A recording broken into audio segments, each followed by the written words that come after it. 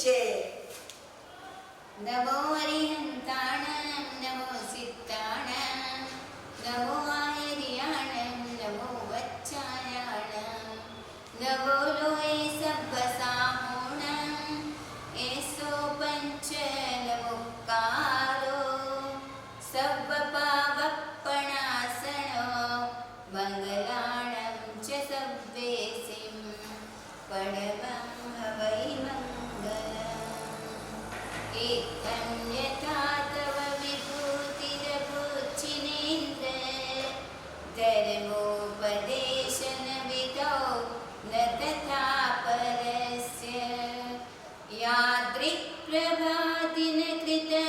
प्रहतान्धकारा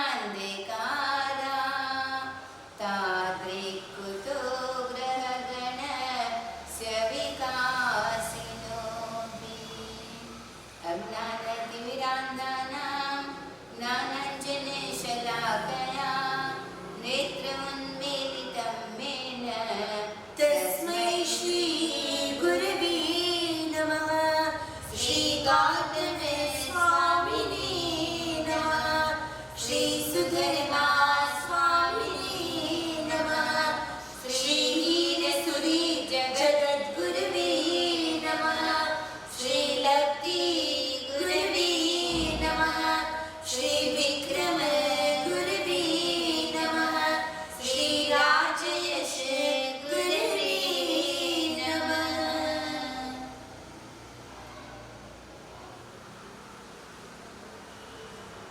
अनंतकारी तारण तरण जहाज, तीन भुवन सिरताज, तो 24वें जनराज, गौतम के गुरुराज, करुणा के अवतार, परमात्मा महावीर स्वामी भगवान के पावन पुनित चरणों में श्रद्धा सभर वंदना। जीवन उपकारी गच्छाधिपति गुरुदेव पूज्य आचार्य प्रवर श्रीमद विजय राजयश सुरेश्वर जी महाराज साहब के पावन चरणों में श्रद्धा सभर वंदना। प्रवर्तिनी गुरुवर्या महान शासन प्रभाविका पूज्य वाचम यमाश्री जी महाराज साहब, पूज्य बेन महाराज साहब के चरणों में श्रद्धा भीनी वंदना। पूज्य गुरुवर्या लक्ष्मी शास्त्री जी महाराज साहब के चरणों में अनंत अनंत वंदना।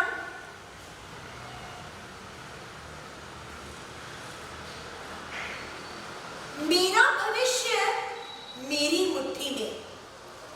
तीन काल है, वर्तमान काल, भूतकाल और भविष्य काल।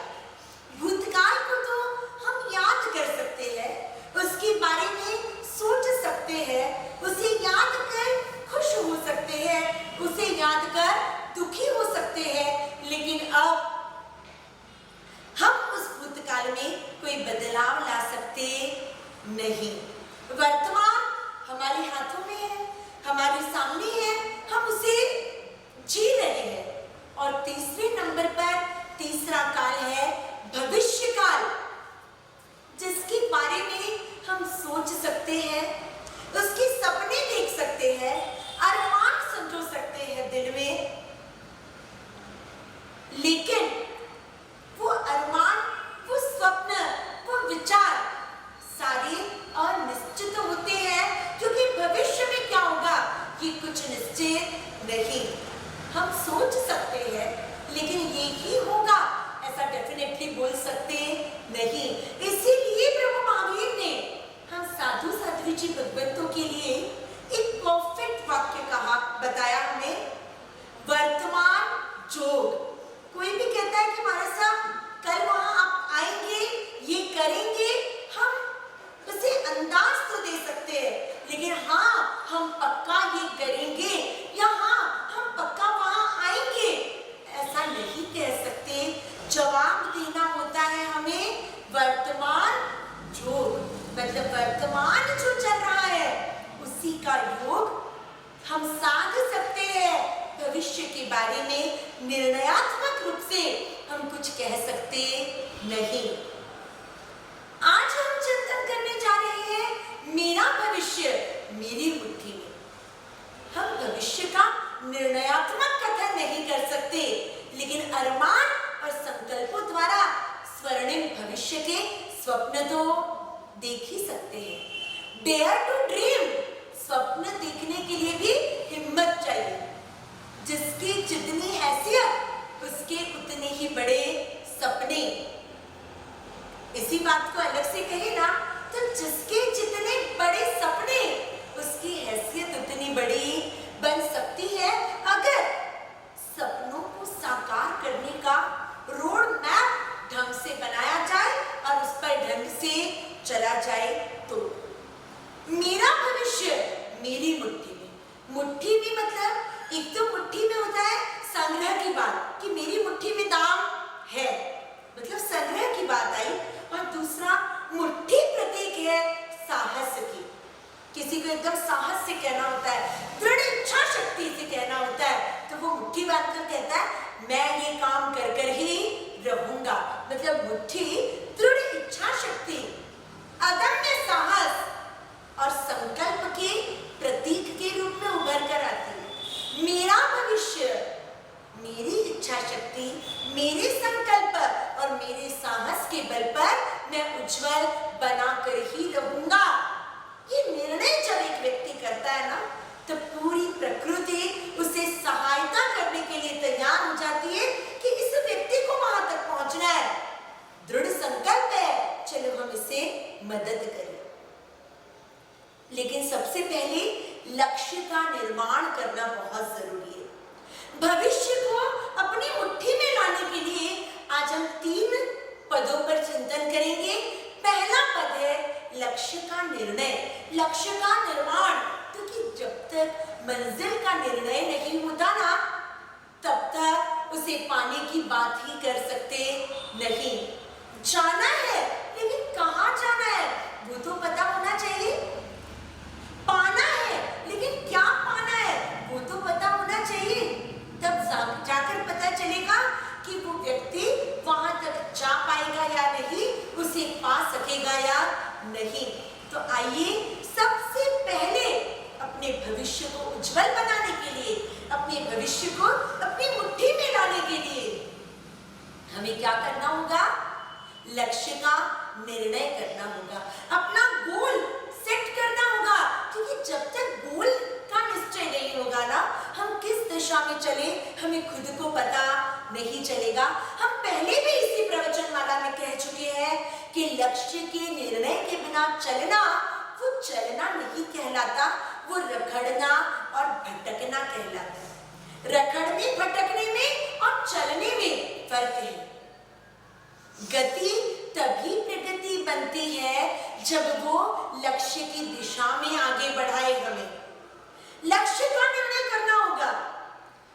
एक बार एक कॉलेज जाते हुए स्टूडेंट को हमने पूछा कि तुम क्या कर रहे हो? उसने कहा मैं कॉलेज जा रहा हूँ। हमने पूछा कॉलेज क्यों जाते हो? उसने कहा डिग्री लेने के लिए। हमने कहा डिग्री क्यों पाना है? उसने कहा अच्छी जॉब पाने के लिए, नौकरी अच्छी मिलेगी। नौकरी क्यों पाना है? अच्छी छोकरी पाने के लिए।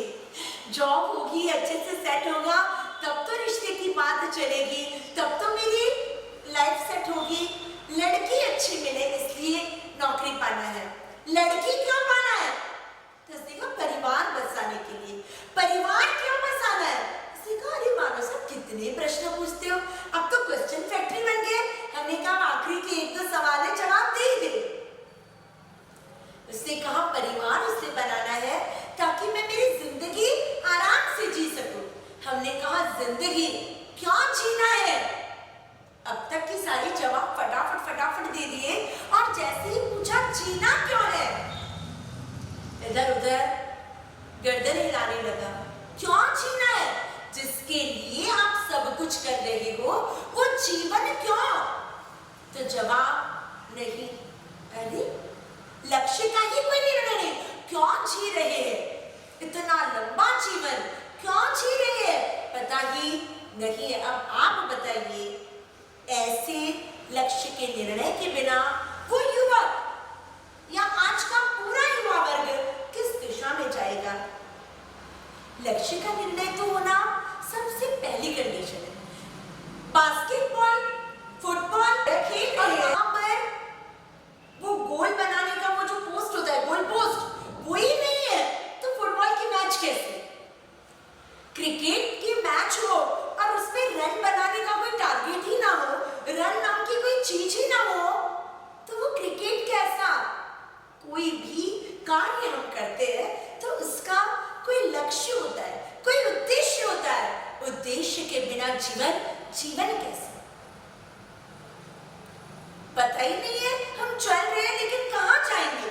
नहीं, सबसे पहले लक्ष्य का निर्णय करना होगा, और वो भी अपनी क्षमताओं को देखकर, अपनी योग्यताओं को देखकर, अपनी संभावनाओं को देखकर। इसका मतलब ये नहीं है कि लक्ष्य छोटे छोटे बनाओ, लक्ष्य तो बड़ा बनाओ, लेकिन मेरे कदम वहां तक कैसे पहुंचे इसकी भी पूरी तैयारी के साथ बनाओ। असंभव बातें, हमारे सर ने कहा था लक्ष्य बनाने से भविष्य बुद्धि में आ जाता है, तो चलो मैं लक्ष्य बनाता हूं कि मैं बुध नाम के ग्रह पर एक बंगला बनाऊंगा।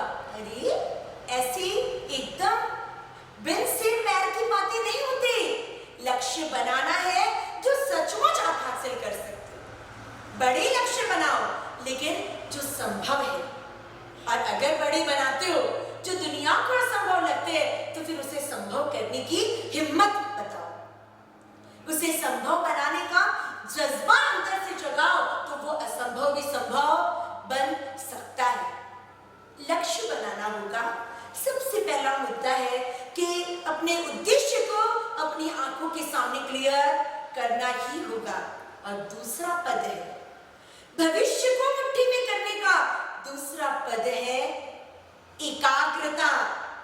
एक बार लक्ष्य बना लिया तो फिर उसी पर फोकस करो। लक्ष्य तो बनाया है, मतलब अभी छोटा लक्ष्य बनाया है कि सीए की एग्जाम पास करना है, और भाई साहब पता चलता है कि दिन भर मोबाइल में गेम खेलते रहते हैं या फनी वीडियोस देखते रहते हैं, खाते पीते हैं और आराम फरमाते हैं। अब बताइए क्या होगा? लक्ष्य तो अपनी दृष्टि से बहुत बेहतरीन बनाया, लेकिन उस पर फोकस नहीं है, एकाग्रता नहीं है।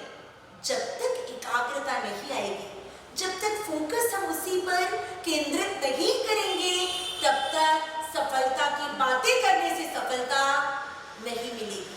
एक बार एक युवक किसी संत के पास गया और जाकर कहता है, गुरुजी, मैंने सुना है कि आप बड़े बड़े सफल लोगों के गुरु हो, तो मुझे भी जीवन में सफल बनना है, मुझे भी मेरा भविष्य उज्जवल बनाना है।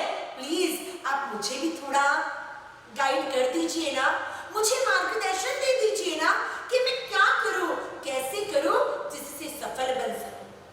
संत ने कहा, ठीक है, आज शाम को सूर्यास्त से आधा घंटा पहले नदी के किनारे पहुंच जाना, मैं वहां तुमसे मिलूंगा और तुम्हें मार्गदर्शन दूंगा। ठीक है, युवक को बहुत एक्साइटमेंट थी कि वाह, आज मुझे सफलता की चाबी मिलने वाली है। बड़े बड़े लोग जिन गुरु का मार्गदर्शन लेते हैं, उन गुरु ने मुझे भी मार्गदर्शन देने की तैयारी बताई। उत्साह में वो लड़का, वो युवक आधा घंटा पहले नहीं, सूर्यास्त से 1 घंटा पहले जाकर खड़ा रह गया, इंतजार करता है, गुरुजी अब आएंगे अब आएंगे। बराबर सूर्यास्त का आधा घंटा बाकी था और वो संत आए। किनारे पर खड़े युवक को देखकर मुस्कुराए, प्रसन्न हुए कि सचमुच इसे सफल तो बनने की इच्छा है। उन्होंने इस युवक से कहा, एक काम करते हैं, अपन थोड़ा पानी में चलते हैं, थोड़ा नदी के भीतर जाते हैं। युवक ने कहा, ठीक है, अब गुरुजी बताने वाले हैं सफलता का पूरा मूल मंत्र, मुझे तो चलना है। चलते चलते नदी के भीतर वहां तक पहुंचे जब कंधे तक पानी आ गया, और कंधे तक जब पानी आ गया तब उस संत ने उस युवक की गर्दन पकड़कर उसका मुंह पानी में डुबाया। साधक थे, तपस्वी थे, लेकिन शारीरिक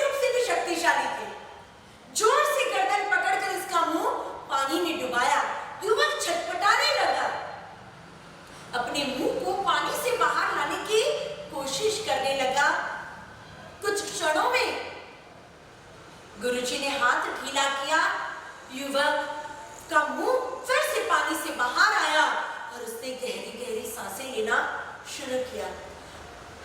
बच गया।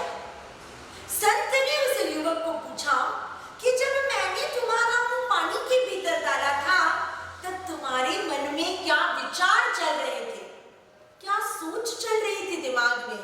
उस युवक ने कहा, एक ही विचार, एक ही सोच थी, सांस लेने में मुश्किल हो रही थी, मरने जैसा फील हो रहा था। ऐसा लग रहा था कब मैं बाहर निकलूं, कब मैं सांस लूं और मेरी जिंदगी बच जाए। बस सांस लेना है, उसके अलावा कोई विचार ही कहां आए। जब जान बचाने की नौबत आ जाती है तब इंसान दूसरा क्या सोचेगा? गुरुजी ने कहा, बस सफल होने का सूत्र तेरे हाथों में है। भविष्य को उज्जवल बनाने की जो चाबी है वो तेरी मुट्ठी में है। क्या गुरुजी? मैं समझा नहीं। गुरुजी ने कहा, जैसी तत्परता और जैसी तड़प तुझे सांस लेने के लिए हो रही थी, ऐसी ही तड़प जब जीवन को सफल बनाने की होगी, ऐसी ही एकाग्रता जब सफलता के रास्ते पर चलने की होगी, तब तुझे सफल बनने से कोई रोक सकता नहीं। कितनी सही बात। एकाग्रता, फोकस, सिर्फ मुझे सांस लेना है, मुझे जीना है, और वो कर पाया वो काम। बस जब हम ठान लेंगे कि मुझे ये काम करना ही है, तब हमें कोई रोक नहीं सकता अपनी मंजिल तक पहुंचने में। ध्यान रखिएगा, प्रभु महावीर ने फरमाया, इच्छाओं आकाश समा अनंतया, इच्छाएं आकाश के समान अनंत है, लेकिन करना ही है इच्छा तो आत्मा के शुद्ध स्वरूप को पाने की करो।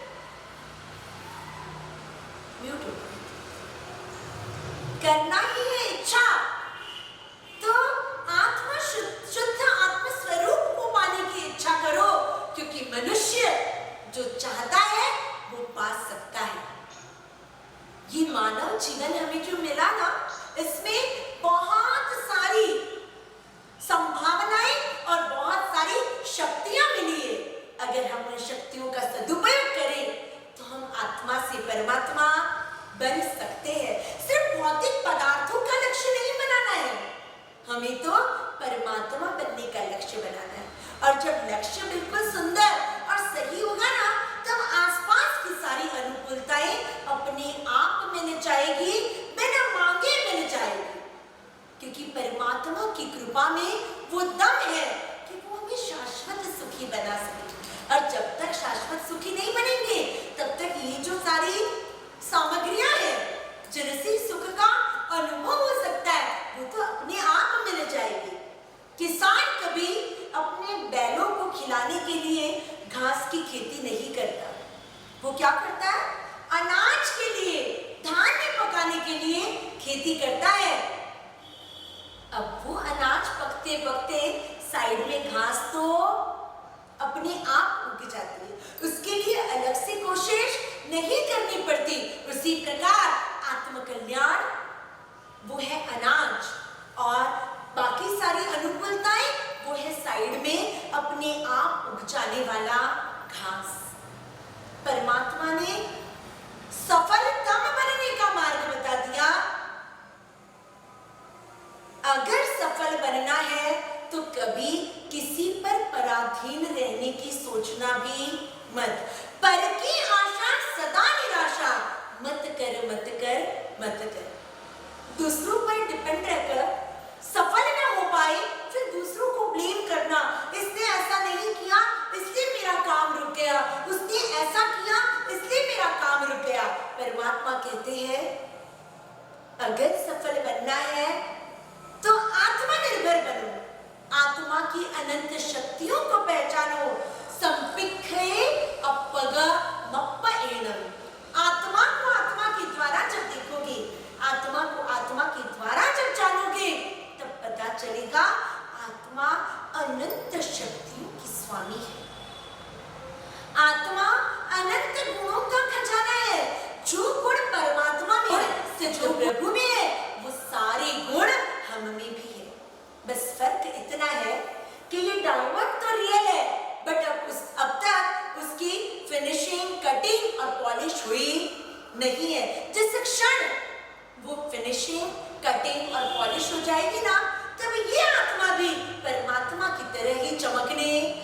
जाएगी। आत्मा तो सेम है, बस पुरुषार्थ की कमी है और उसी पुरुषार्थ में सफलता का बीज समाया हुआ है। इसीलिए भविष्य को उज्जवल बनाने के जिन 3 पदों पर हम चिंतन कर रहे हैं, उसमें पहला तो था लक्ष्य का निर्माण, लक्ष्य का निश्चय। दूसरा है एकाग्रता, अपने लक्ष्य के प्रति एकदम फोकस होकर हमें आगे बढ़ना होगा।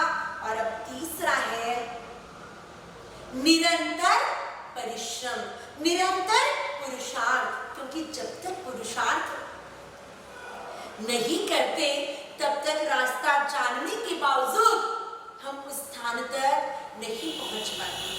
चलना होगा, खुद को चलना होगा, खुद के पैरों से चलना होगा, तब जाकर मंजिल मिलेगी। लक्ष्य बनाओ, पुरुषार्थ जगाओ, तो सफलता तो मुट्ठी में होगी। खास ध्यान में रखिएगा, कोई व्यक्ति अगर चाहे कि मैं सूखी बारीक बालू को, रेत को मुट्ठी में पकड़ लूं, क्या वो पकड़ पाएगा? पकड़ लेगा, लेकिन क्या वो टिका पाएगा? नहीं, क्योंकि रेत, सूखी रेत इतनी बारीक, इतनी फिसलने वाली होती है ना कि वो मुट्ठी के बाजू के छिद्रों से धीरे धीरे धीरे धीरे कर कर सरक जाएगी। अगर हम कहें कि नहीं, रेत को भी मुट्ठी में पकड़ना पॉसिबल है, कैसे? कैसे? हाँ, रेत हमारी मुट्ठी में टिक सकती है अगर हमारी हथेली पसीने वाली हो। अगर हमारी हथेली पसीने वाली हो तो उसमें रेत टिक सकती है। और हथेली का पसीने वाली होना मतलब परिश्रम करना। परिश्रम करने वालों की हथेली में पसीना आता है। इसका मतलब है कि असंभव को भी संभव करने की शक्ति परिश्रम में है। मेहनत करते रहे तो बड़े से बड़ा काम भी आसान हो जाता है। दीवार पर खिल्ली लगाना है, खिल्ली ठोकना है, क्या करते हो आप? तकिया लेते हो, खिल्ली रखते हो, तकिए से उसको धक्का मारते हो जाती है खिल्ली, दीवार में घुस जाती है? नहीं ना, तो आप हताश हो जाते होंगे, रोने बैठ जाते होंगे, ये खिल्ली तो घुस ही नहीं रही अंदर, बैठ जाते हैं? नहीं, आपको पता होता है कि खिल्ली को अगर दीवार में घुसाना है तो तकिए से उसे थपथपाने से कुछ नहीं होने वाला, उस पर तो हथौड़ा ठोकना होगा। और हथौड़ा, खिल्ली ली, एक बार हथौड़ा ठोका, खिल्ली अंदर नहीं घुस रही, रख दोगे, क्या करना होगा? कंटिन्यूअसली उसे मारते रहना होगा। इसे कहते हैं हैमरिंग। हैमरिंग करते रहने से वो खिल्ली दीवार में एक बार नहीं, 2 बार नहीं, 5 बार नहीं, 10 बार नहीं, तो लगातार मारते रहेंगे तो खिल्ली को अंदर घुसना पड़ेगा। बस सफलता को अगर पाना है, भविष्य को अगर उज्जवल बनाना है, तो क्या करना होगा? पुरुषार्थ निरंतर करना होगा। कई लोगों की ये फरियाद होती है, ये परेशानी होती है कि हम धर्म तो करते हैं लेकिन धर्म का रिजल्ट नहीं मिलता। कभी प्रॉब्लम आई, किसी के पास गए, किसी ने कोई मंत्र जाप करने के लिए कहा, हमने किया। किसी ने आयम्बिल आदि की तपश्चर्या करने के लिए कही, हमने की तपश्चर्या, लेकिन रिजल्ट मिला नहीं। याद रखिएगा, दीवार जितनी मजबूत होगी, हथौड़े उतनी ज्यादा बार, ज्यादा जोर से उस पर मारने पड़ेंगे। बस कर्म जितने कठिन होंगे, हमारी अशुभ कर्म जितने ज्यादा होंगे, उतना उन्हें खत्म करने का पुरुषार्थ हमें ज्यादा करना होगा। दुख आता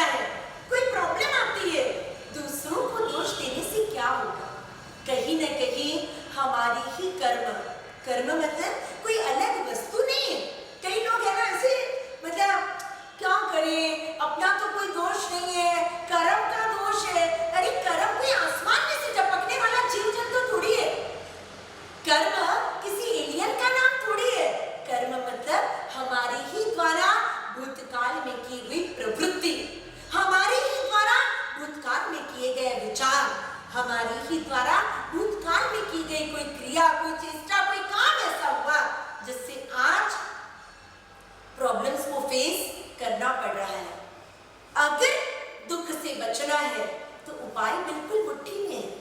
कौन सा उपाय? महापुरुषों ने फरमाया, धर्मस्य फलम इच्छन्ति धर्मम न इच्छन्ति मानवा, पापस्य फलम न इच्छन्ति पापम इच्छन्ति मानवा। धर्म का फल है सुख। सुख तो सब चाहते हैं, लेकिन धर्म करने की बात आती है तो ऐसा होता है कितना कम और कितना इजी वे में हो सके वो अच्छा। अरे दीवार जितनी मजबूत होती है ना, रिनोवेशन के बाद उसे तोड़ने में उतनी मेहनत ज्यादा लगती है। पुराने घरों के पिलर्स, पुराने घरों की दीवारें काफी मोटी होती थी, तो उन्हें तोड़कर जब नया बनाना होता है ना, बहुत मेहनत पड़ती है। अरे कुलपाक जी तीर्थ का जीर्णोद्धार चल रहा था, गभारा बिल्कुल वैसा ही रखकर पूज्य गुरुदेव राजयश सुरेश्वर जी महाराज साहब की पावन निष्ठा में और पूज्य गुरुवर्या बीन महाराज साहब के पावन मार्गदर्शन से जब उस कुलपाक जी तीर्थ का जीर्णोद्धार चल रहा था, मैं भी दीक्षार्थी के रूप में पहली बार महाराज साहब के साथ नागपुर से विहार करके कुलपाक जी तीर्थ ही आई थी। प्रतिष्ठा की कुछ दिन पहले की बात है। रंगमंडप का निर्माण और गभारी को पूर्ववत रखना था, लेकिन इन दोनों के बीच जो जुड़ाव करना था, उसके लिए कुछ बीच का पोर्शन तोड़कर उसे व्यवस्थित करने की जरूरत थी। बड़ी बड़ी मशीनें वहां लाई गई, कई मजदूर काम पर जुट गए, लेकिन इतनी बड़ी बड़ी शिलाएं बिंब के रूप में रखी गई थी कि उन शिलाओं को तोड़ना मुश्किल हो गया था। तब बेन महाराज साहब ने कहा था, प्राचीन स्थापत्य कला की ये विशेषता होती है कि सैकड़ों वर्ष बाद भी उनकी मजबूती जबरदस्त होती है। जितनी बड़ी शिला उतना पुरुषार्थ ज्यादा। तब ऐसा सोचते थे कि नहीं, मजदूर हथौड़ी तो ठोक रहे, लेकिन वो टूट नहीं रहा। अरे टूट नहीं रहा क्यों? क्योंकि वो बहुत मजबूत है। अगर जीवन में दुख और प्रॉब्लम्स खत्म नहीं हो रही है तो समझ लेना अशुभ कर्मों की शिलाएं बहुत मजबूत है। अब उन्हें अगर तोड़ना होगा तो कर्म की निर्जरा का पुरुषार्थ और पुण्य बंध का पुरुषार्थ पूरे जोर शोर से करना होगा। कई लोगों को लगता है फलाना तो कुछ नहीं करता, फिर भी उसके सारे काम अच्छे से हो जाते हैं। ढीकना तो बिल्कुल पापी है, लेकिन पता नहीं उसे कोई प्रॉब्लम ही नहीं आती। याद रखिएगा, वो अभी कुछ नहीं कर रहा है, लेकिन उसने पहले करके स्टॉक भरपूर रख लिया है। इसलिए अभी उसे एहसास नहीं हो रहा, लेकिन वो स्टॉक जब पूरा हो जाएगा ना, तब उसे एहसास होगा। मतलब कर्म के सिद्धांत को नजर के सामने रखकर जब हम सही दिशा में पुरुषार्थ करेंगे तो हमारी आत्मा को परमात्मा बनने से, हमारी आत्मा को सुखी बनने से कोई रोक नहीं सकता। कर्म साहित्य सिर्फ सुनने की बात नहीं है, उसे हर वक्त अपनी सोच में लाना होगा। कोई व्यक्ति कुछ व्यवहार करता है, हम सीधा उसे दोष देते हैं, इसने ऐसा किया, इसने मेरे साथ ऐसा हुआ। याद रखिएगा, वो व्यक्ति तो है ना, मात्र माध्यम है। हमारे अशुभ कर्मों के कारण जो दुख रूपी प्रोडक्ट तैयार हुआ, उस प्रोडक्ट को हम तक पहुंचाने वाला वो डिलीवरी बॉय है। सीधी बात है ना, बनाने वाले तो हम खुद हैं।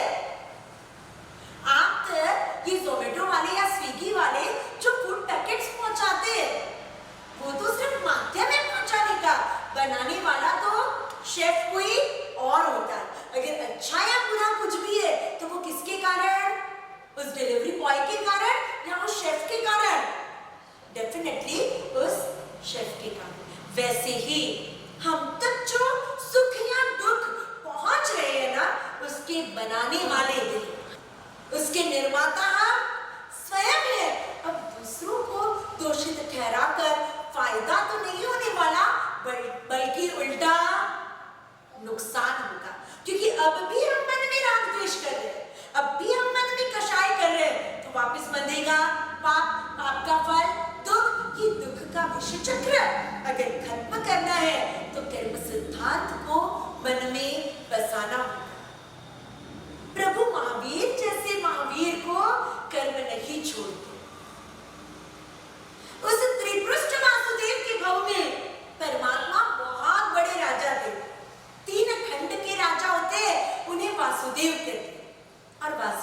वैभव में सत्ता थी, संपत्ति थी, सुख के साधन थे, सब कुछ था, लेकिन संवेदनाएं कहीं कम पड़ गई। क्या हुआ? रात को सोने से पहले उस त्रिपृष्ठ वासुदेव को संगीत सुनने का मन हुआ। संगीत की महफिल जमी है, अच्छे अच्छे वाजिंत्र एकदम एक्सपर्ट कलाकार बजा रहे हैं, सुंदर म्यूजिक। अब उसके साथ आराम से सोना है। उन्होंने अपने ध्यान रखने वाले सेवक को, जिसको शैया पालक मतलब बड़े राजाओं की बड़ी बातें भाई, दिन भर साथ में रहने वाला व्यक्ति अलग, उनके बेडरूम की देखरेख करने वाला व्यक्ति अलग। तो शैया मतलब पलंग, सोने की जगह। उस सोने की जगह का ध्यान रखने के लिए एक अलग आदमी अपॉइंट किया गया था, उसे कहा जाता था शैया पालक। त्रिपृष्ठ वासुदेव ने उस शैया पालक को कहा, तू ध्यान रखना, मैं सुन रहा हूं संगीत, लेकिन सुनते सुनते जब मैं सो जाऊं तब तुरंत म्यूजिक बंद करवा दे, ताकि मेरी नींद डिस्टर्ब ना हो। शैया पालक भी तो एक सामान्य इंसान ही था। उसने हाँ कहा, लेकिन गड़बड़ उससे ये हुई कि राजा को तो नींद आ गई, त्रिपृष्ठ वासुदेव तो सो गए, लेकिन संगीत इतना मधुर था कि उसने सोचा थोड़ी देर और सुन लेता हूं। मैं जब तक मना नहीं करूंगा तब तक ये लोग बंद नहीं करने वाले। किसी को क्या पता चलेगा कि राजा खाली आंख बंद कर लेटे हैं या सचमुच सो गए। इंद्रियों के विषय सुखों के कारण, अब ये तो एकदम कॉमन चीज है ना, कान को अच्छा सुनने मिले तो कितना मजा आता है, आंखों को अच्छा देखने मिले तो कितना स्वाद है, नाक को अगर सुगंध सुनने मिल जाए तो वाओ, और जीभ को अगर अच्छा खाना मिल जाए तो मजा, और त्वचा को कोमल नरम शीतल स्पर्श हो जाए तो वारे वाह क्या बात। पांच इंद्रियों के विषय है ही ऐसी चीज जिनमें आनंद आता है। तो वो भी तो एक सामान्य इंसान था, उसे आनंद आया और उसने संगीत बजाने वालों को मना नहीं किया। अब कहते हैं ना, जब नसीब उल्टे होते हैं ना तब सारा काम उल्टा हो जाता है। उस बेचारे शैया पालक को ध्यान नहीं रहा, संगीत बजता रहा, और अचानक संगीत जो सुखदाई था वो नींद में डिस्टर्ब करने के कारण दुखदाई लगने लगा, और त्रिपृष्ठ वासुदेव की नींद खुल गई। कच्ची नींद में से वापस उठे और देखा कि शैया पालक तो तान में वाह वाह वाह वाह कर रहा है। उन्होंने जोर से आवाज लगाई, क्या कर रहे हो? उसने कहा, स्वामी मैं सुन रहा था। सुन रहे थे? तुम्हें सुनने के लिए, संगीत सुनकर आनंद लुटाने के लिए पगार मिलता है? उसने कहा, नहीं नहीं स्वामी, बस ऐसा सोच रहा था कि थोड़ी देर में ये राग पूरी हो जाए तो बंद करवा दो। छोटी सी बात थी, लेकिन अहंकार पे चोट लगी कि मैंने कहा था फिर भी इसने मेरी आज्ञा का उल्लंघन किया।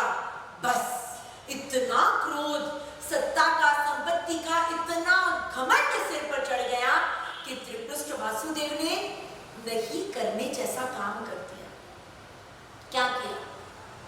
उबलता हुआ सीसा, सीसा नाम की जो धातु, उबलती हुई धातु उस शैया पालक के कान में डलवा दी। कान के कारण तूने मेरी आज्ञा का उल्लंघन किया ना, इस कान को आनंद देना चाहता था ना, ले आनंद। क्या बीती होगी उस पर? गरम तेल की एक बूंद तो रसोई बनाते वक्त चमड़ी पर उड़ जाए तो फफोला पड़ जाता है, कई दिनों तक वहां दर्द होता है, जलन होती है।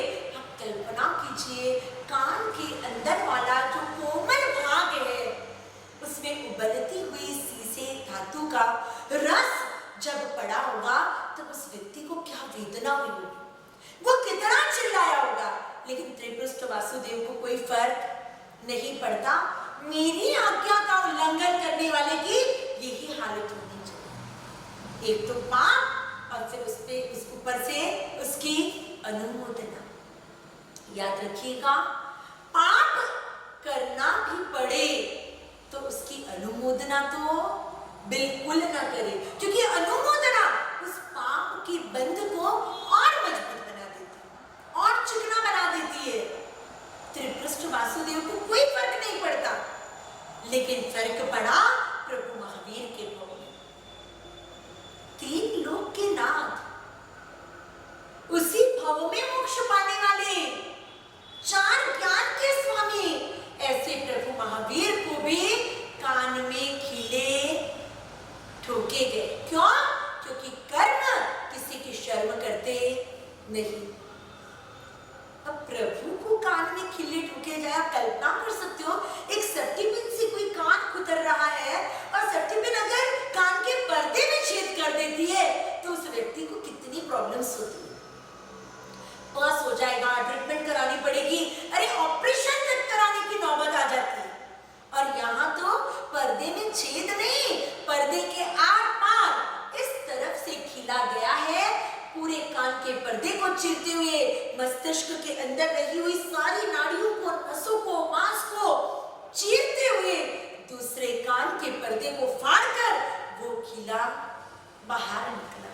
और खिला ठोकने वाला जो वाला था ना, उसने कोई देखना लेके कान में खिला है, इसलिए ऊपर के पोर्शन से वो पोर्शन कट भी कर दिया। परमात्मा महावीर जैसे महावीर प्रभु को इतना भयंकर कष्ट सहना पड़ा। क्यों? उस वाले के कारण नहीं, वाला तो मध्यम था। अशुभ कर्म का जो स्टॉक था, उस स्टॉक को क्लियर करने वाला वो वाला तो एक माध्यम था। अगर प्रभु महावीर के वक्त हम ये वाक्य बोल सकते हैं ना, तो अपने वक्त तो इस वाक्य को मानना ही पड़ेगा। कोई अगर हमें तकलीफ देता है तो वो व्यक्ति पापी नहीं है, वो व्यक्ति तो हमारा उपकारी है, वो व्यक्ति दूषित नहीं है, वो व्यक्ति तो हमारे खराब पड़े माल को क्लियर करने वाला हमारा उपकारी है। क्योंकि अशुभ कर्म, पाप कर्म रूपी स्टॉक हमारी आत्मसत्ता में पड़ा है, हमारी गोडाउन में पड़ा है, वो उसे क्लीन कर रहा है, वो उसे क्लियर कर रहा है। प्रभु महावीर के कानों में खिली, प्रभु को उस वेदना के कारण इतने जबरदस्त कष्टों को भी हंसते हंसते सहने लेने वाले प्रभु को भी ये कान में अंदर ठोका हुआ खिला शारीरिक रूप से तकलीफ दे रहा था। देखा भाविकों ने कि प्रभु की कांति, प्रभु का तेज, प्रभु के चेहरे पर रहने वाला एक अलग ओजस कुछ कम हुआ है। और तब जाकर वैद्य ने उस खिले को पहचाना, तेल आदि से कान को सींचकर उस पोषण को नरम करने की कोशिश की। और जब वो खिला बाहर निकाला गया, कल्पसूत्र आगम ग्रंथ में लिखा गया कि उस समय समता के सागर मेरु पर्वत जैसे धीरे धीरे और गंभीर परमात्मा के मुख से भी चीख निकल गई, इतनी बड़ी चीख कि पर्वत में दरार पड़ जाए।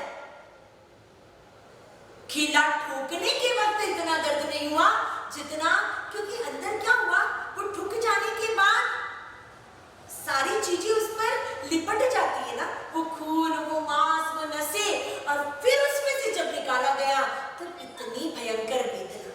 प्रभु जैसे प्रभु को वेदना सहनी पड़ती है अशुभ कर्मों के कारण, तो आप और हम प्रभु के सामने क्या है? कुछ नहीं। कर्म की तो गति ही बड़ी परफेक्ट होती है। अपन कहते हैं कर्म की गति विचित्र, बट एक्चुअली है ना, वो विचित्र नहीं है। अपन कर्म की गति तो बिल्कुल परफेक्ट है। वो कभी विचित्रता नहीं करते कि भाई पाप मैंने किया और फल आपको मिल जाए, कभी नहीं। जिसने पाप किया फल उसी को मिलेगा, जिसने पुण्य किया फल उसी को मिलेगा। इसीलिए कहते हैं कर्म बंध के समय बिल्कुल सावधानी की जरूरत है। कर्म बंध के वक्त अगर अपन सावधानी नहीं रखेंगे ना, तो उदय जब उसका होगा तब तो हाथ में बाजी रहेगी ही नहीं। बात चल रही हमारी एकाग्रता पूर्वक फोकस के साथ जब हम कोई परिश्रम करते हैं, वो भी निरंतर परिश्रम करते हैं, तो सफलता हमारी भविष्य मेरी मुट्ठी में। मेरे भविष्य का निर्णय या मेरे भविष्य को बनाने का काम कोई दूसरा व्यक्ति नहीं कर सकता। हाँ, कोई दूसरा व्यक्ति मुझे प्रेरणा दे सकता है, कोई दूसरा व्यक्ति मुझे मार्गदर्शन दे सकता है, लेकिन चलना मुझे ही होगा, काम मुझे ही करना होगा, पुरुषार्थ मेरा ही होगा, तो सिद्धि भी मुझे मिलेगी। मेरा भविष्य मेरी मुट्ठी में। अच्छा हो या बुरा हो, उसके जिम्मेदार हम खुद हैं। हाँ, अच्छा कोई करता है, उपकार कोई करता है, तो उनके प्रति कृतज्ञता मन में जरूर रखनी है। हम पर कोई उपकार करे तो हमें उसे भूलना नहीं है, और हम किसी पर उपकार करें तो उसे हमें याद नहीं रखना है। ये अगर कर लेंगे ना तो फिर हमें कोई दुखी नहीं कर सकता, क्योंकि जनरली होता क्या है, मैंने उसके लिए ये किया, लेकिन वक्त आने पर उसने मेरे साथ अच्छा व्यवहार नहीं किया। जहां आशा वहां पर निराशा निश्चित है, जहां अपेक्षाएं वहां पर दुख तो होने ही वाला है। इसीलिए परमात्मा ने कहा, उपकार करते हो तो भूल जाओ। उपकार कोई आप पर करता है तो कभी मत भूलो। कयन्वा सत्व गुण जननी। कृतज्ञता, किसी के उपकारों को मानना, याद रखना, उपकारों के प्रति अहोभाव रखना, ये है कृतज्ञता। ये कृतज्ञता सभी गुणों की जननी है। जननी मतलब माता, उत्पत्ति स्थान। सभी गुण अगर हमें हमारे जीवन में विकसित करना है, उत्पन्न करना है, तो हमें क्या करना पड़ेगा? कृतज्ञता रखनी, दूसरों से अपेक्षाएं नहीं रखनी है, कृतज्ञता रखनी है। कोई सुख देता है, कोई सुख का मार्ग बताता है, तो कृतज्ञता रखनी है। और कोई दुख देता है, दुख के रास्ते पर हमें धकेलता है, तो बिल्कुल मेरी कर्म, मेरा जीवन, जिम्मेदारी मेरी खुद की। प्रभु ने कभी उस शैया पालक के को दोष नहीं दिया। हाँ, त्रिपुष्ट वासुदेव के भाव में तो बहुत अहंकार था, लेकिन प्रभु महावीर जब बने तब कर्म के सिद्धांतों की इतनी गहरी समझ कि कितने भी कष्ट आए, उस कठपुतला जंतरी ने उपसर्ग दिए, उस संगम देव ने लगातार 6 महीनों तक कष्ट दिए। अनादि देश में जाने पर तो कष्टों की इतनी बरसात हुई कि अपन सुनते भी है ना तो रोंगटे खड़े हो जाते। आज भी जब भी पर्युषण पर्व आता है, कल्पसूत्र के प्रवचन आते हैं, और उसमें जब प्रभु महावीर के उपसर्गों का, उन्होंने सहन किए हुए कष्टों का वर्णन आता है ना, तो रोंगटे खड़े हो जाते हैं। अपन तो छोटी छोटी तकलीफों में हिल जाते हैं, दुखी हो जाते हैं। अरे ये क्यों, वो क्यों, ऐसा क्यों, वैसा क्यों, ठंडी क्यों, गर्मी क्यों, ये क्यों, वो क्यों। लेकिन प्रभु सामने से कष्टों को सहन करने अनार्य देश में गए। अनार्य देश मतलब जहां देव गुरु धर्म को कोई जानता नहीं, जहां देव गुरु धर्म की पूजा तो दूर, कोई उन्हें मानता तक नहीं, वो होता है अनार्य देश। और ऐसे अनार्य देश में प्रभु सामने से गए। क्यों? मुझे मेरा स्टॉक क्लियर करना है, मेरे अशुभ कर्म खत्म हो जाए, इसलिए मुझे पुरुषार्थ करना है। परमात्मा जैसे परमात्मा को अगर इतना घोर पुरुषार्थ करना पड़ता है, तो इसी से पता चल जाता है कि आपको और हमको तो कितना पुरुषार्थ करना होगा। निरंतर पुरुषार्थ वही सफलता का मंत्र है। तीसरे पद पे हमारा चिंतन चल रहा है, निरंतर पुरुषार्थ करना होगा, और वो भी सही दिशा में, उल्टी दिशा में नहीं। और पुरुषार्थ जब करते हैं तब मन में भाव रखना है कि मैं सफल बनकर ही रहूंगा, क्योंकि जो जैसा सोचता है वो वैसा बनता है। और आप देखिएगा, और ये हकीकत है, कई चिंतकों ने ये वाक्य कहा है कि दुनिया में कोई भी घटना एक बार नहीं बनती। दुनिया में कोई भी घटना घटित होती है वो 2 बार घटित होती है। पहली बार हमारे मन में, और दूसरी बार बाहरी दुनिया में। और ये हकीकत है। कोई एक जगह होती है चलने के रास्ते में आने वाली, उसे देखकर मन कहता है यहाँ फिसलन है, ये चिकनी जमीन है, यहाँ मैं गिर तो नहीं जाऊंगा, गिर तो नहीं जाऊंगा, गिर तो नहीं जाऊंगा। डेफिनेटली कुछ दिनों बाद वही गिरेंगे। क्यों? हमने सोचा, मन है ना, नहीं शब्द को नहीं सुनता है। गिर तो नहीं जाऊंगा, नहीं शब्द वो साइड में रख देता है, गिर तो जाऊंगा, गिर तो जाऊंगा, और वो गिरा कर ही रहता है। ये हमारी अवचेतन मन की शक्ति है, और वाकई में इस अवचेतन मन की शक्ति का अनुभव जिसने भी किया होगा ना, वो मानेगा कि ये बात 100% सत्य है। जो हम सोचते हैं वो होता है। मन में डर रहेगा, मैं फेल हो जाऊंगा, मैं असफल हो जाऊंगा, मुझे नहीं मिलेगा ये काम, तो वैसा ही होगा। आपने जो चाहा वो आपको मिला। आप मांगते कुछ और हो, और मन में अंदर चिंतन कुछ और चलता है। अपन ऊपर से तो बोल देते नहीं नहीं मुझे तो ये काम मिल ही जाएगा, लेकिन मन में डाउट होता है, नहीं वो कॉम्पिटिटर है ना जो, वो बहुत मजबूत है, ये मुझे मिलने वाला नहीं है। तो नहीं मिलेगा भाई, आप चाहते ही नहीं हो तो आपको क्यों देगी प्रकृति? जो सोचेंगे वो पाएंगे, जो चाहा वो पाया वाला सिद्धांत है। इसीलिए प्रतिदिन कुछ मिनट ही सही, लेकिन ध्यान करना चाहिए। मैं सुखी हूं, मैं शांत हूं, मैं शुद्ध स्वरूपी हूं, मैं स्वयं परमात्मा हूं। सो मतलब वो परमात्मा, और अहम मतलब मैं और परमात्मा अलग अलग नहीं है, मैं स्वयं परमात्मा हूं। इस बात का ध्यान करेंगे, इसका चिंतन करेंगे, शांति से बैठकर जितनी गहराई से ध्यान होगा, रिजल्ट उतनी ही जल्दी और डेफिनेटली मिलेगा। आपको जीवन में भी सफल होना है ना, तो भी ध्यान कीजिए, और आपका आत्म कल्याण करना हो तो भी ध्यान कीजिए, लेकिन ध्यान शुभ ध्यान होना चाहिए। किसी को तकलीफ देने की, या किसी को नीचा दिखाने की, या किसी को असफल बनाने की विचारधारा कभी शुभ नहीं हो सकती। ये जो कर्म सिद्धांत की बातें हैं ना, वो भी इसीलिए समझाई है परमात्मा ने, ताकि हम अपने दुखों का, अपनी प्रॉब्लम्स का दोष कभी भी दूसरों को ना दे।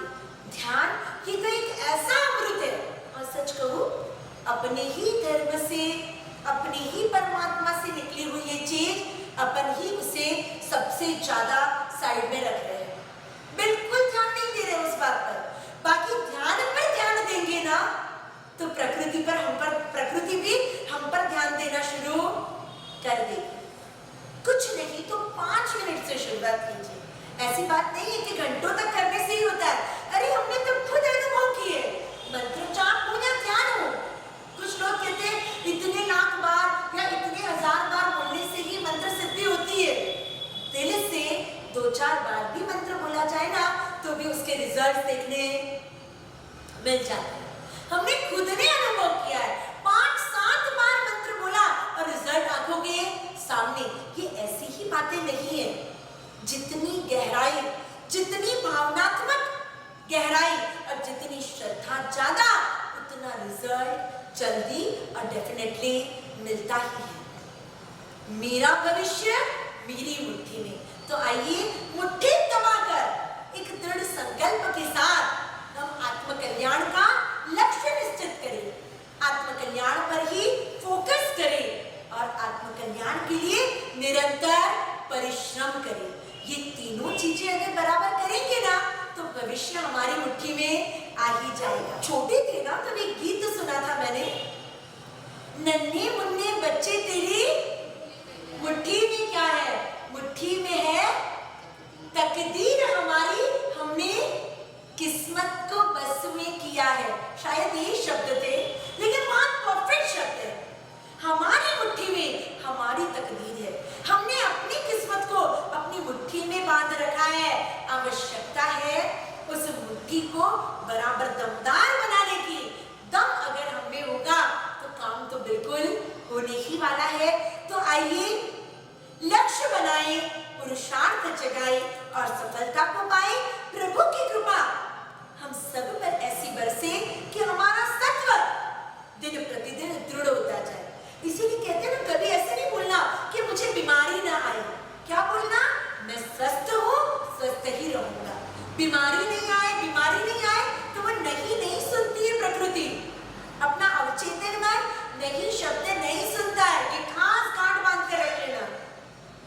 नहीं तो कभी बोलना ही नहीं ध्यान में, मैं स्वस्थ हूँ, मैं स्वस्थ ही रहूंगा, मुझे बीमारी नहीं आएगी, मुझे कोरोना नहीं होगा। आप जितनी बार उस पर फोकस करेंगे उतना वो आपके नजदीक आएगा। आप जितनी बार नहीं बोलोगे वो नहीं तो माइनस हो जाएगा। मैं बीमार नहीं पड़ूंगा नहीं निकालते तो वाक्य क्या होगा, मैं बीमार पड़ूंगा, और हकीकत में वो बीमारी फिर आ जाती है। इसलिए अब हमें क्या करना है, ध्यान द्वारा मैं सफल हूँ, मैं सफल ही बनूंगा, मैं शुद्ध हूँ, मैं शुद्ध ही रहूंगा, मैं आत्मा हूँ, शुद्ध स्वरूपी परमात्मा का मुझ में वास है और मैं स्वयं परमात्मा स्वरूप बनूंगा। ये बिल्कुल भावना, ये ध्यान गहराई के साथ करेंगे तो सफलता हमारी ही मुट्ठी में होगी। प्रभु महावीर की कृपा आप सभी पर बरसे। और ये जो पुरुषार्थ चल रहा है प्रवचनमाला का, आज 10वां दिन और कल 11वां दिन, बराबर 31 मई से चल रहा है और कल आखिरी दिन इस प्रवचनमाला का। कल का विषय रहेगा अंधकार से प्रकाश की यात्रा। जैन यूथ क्लब और जैन यूथ क्लब के साथ जुड़े सारे सहयोगी मंडलों का जो पुरुषार्थ है, जिन वाणी को घर घर और घट घट तक पहुंचाने का आपका ये पुरुषार्थ प्रभु की कृपा से अवश्य सफल बने। और सफलता तो उसी में है जब परमात्मा की वाणी को हर व्यक्ति आत्मसात करने का प्रयास अपने स्तर पर ही सही लेकिन करे जरूर। और कल अंतिम इस प्रवचनमाला के अंतिम प्रवचन में हम चिंतन करेंगे अंधकार से प्रकाश की यात्रा में कैसे हम अपने कदम को बढ़ाकर मंजिल तक पहुंच सकते हैं। प्रभु महावीर की कृपा सब पर बरसे, सभी के जीवन में मंगल और कल्याण का सर्जन हो।